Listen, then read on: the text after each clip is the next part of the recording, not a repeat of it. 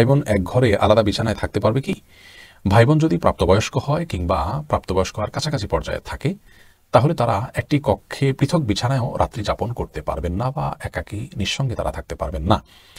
এর কারণ হলো নবী সাল্লাল্লাহু আলাইহি সাল্লাম বলেছেন, হাদিসে এ উল্লেখ আছে যে একজন নারী একজন পুরুষ যদি কোথাও থাকে যারা একে অন্যের স্বামী স্ত্রী নন সেরকম, তাহলে তাদের তৃতীয় ব্যক্তি হিসাবে শয়তান সেখানে আবির্ভূত হয় এবং সে তাদের মধ্যে বাজে জল্পনা কল্পনা এবং চিন্তা এটা তাদের মধ্যে নিয়ে আসে। এজন্য বাবা এবং মেয়েও যদি হয় সেক্ষেত্রে তারা একটি কক্ষে পৃথক বিছানা হলেও অবস্থান করা এটি জায়েজ নয়। মা এবং প্রাপ্তবয়স্ক ছেলে যদি হয় তাদের জন্য একই কথা প্রযোজ্য। অনেকেই এই বিষয়গুলোকে হয়তো খারাপভাবে দেখতে পারেন, কিন্তু ইসলামের যে বিধানগুলো আল্লাহ দিয়েছেন, আল্লাহ সৃষ্টিকর্তা হিসাবে তিনি জানেন কোথায় আমাদের কল্যাণ আছে, কোথায় অকল্যাণ আছে।